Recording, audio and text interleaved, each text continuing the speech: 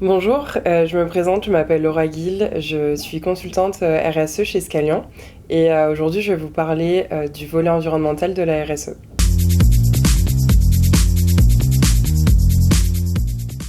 Dans une stratégie RSE, on retrouve quasi systématiquement des actions en faveur de l'environnement et c'est un des piliers de la RSE qui est le plus souvent assimilé au développement durable. Parce qu'on est tous concernés par l'urgence climatique actuelle. Et il existe des publications et des recherches scientifiques très précises à ce sujet, comme les rapports du GIEC ou encore les limites planétaires, qui nous sensibilisent et nous informent sur l'évolution du climat, ses impacts et comment atténuer ces impacts.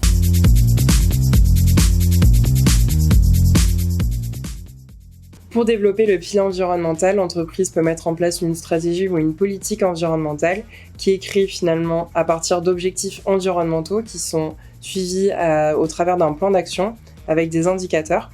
Et toutes ces actions en fait sont adossées à un cadre réglementaire assez précis.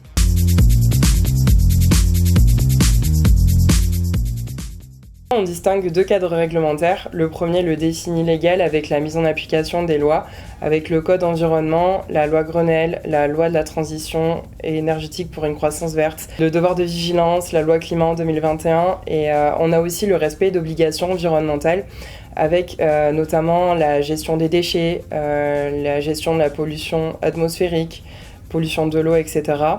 Le respect de ces obligations-là sont encore plus strictes pour les entreprises qui sont classées ICPE ou IOTA. Il y a aussi la démarche volontaire, c'est quand les entreprises vont venir anticiper la réglementation pour leur assurer une certaine pérennité. Donc on a toutes les normes ISO 14001 sur le système de management environnemental, ISO 26000 sur la RSE justement, 50001 sur le système de management énergétique. Il existe aussi des certifications et des labels propres à chaque secteur.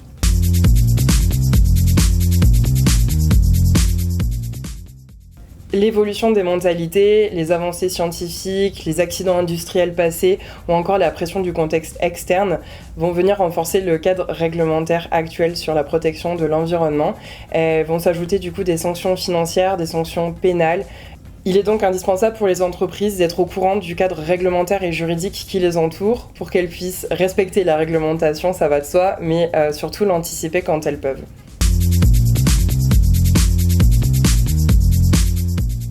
En plus de cette démarche réglementaire, l'entreprise peut mettre en œuvre des actions en interne et en externe.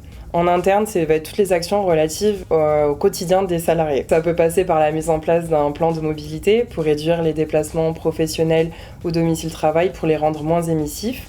On a aussi la réduction et le recyclage des déchets. Elle peut utiliser de façon responsable ses ressources eau et énergie.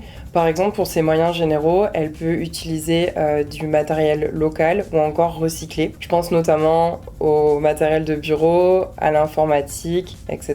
En externe, ça va être toutes les actions relatives aux produits-services. Ça va dépendre bien entendu du secteur d'activité de l'entreprise et de l'avancement de sa réglementation. Il faut que l'entreprise garde toujours en tête la notion d'ERC, donc éviter, réduire, compenser. Elle est d'ailleurs inscrite sur le Code de l'environnement dans un chapitre dédié à l'évaluation environnementale.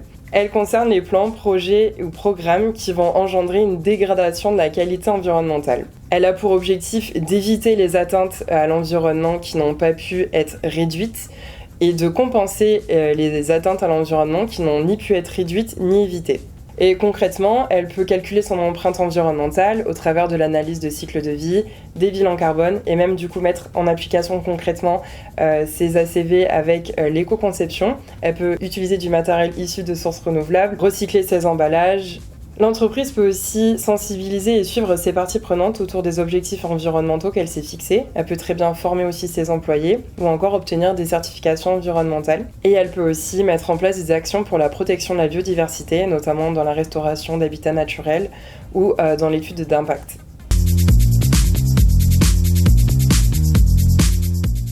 En conclusion, aujourd'hui on retrouve la question environnementale dans tous les domaines de l'entreprise parce que c'est une thématique transversale.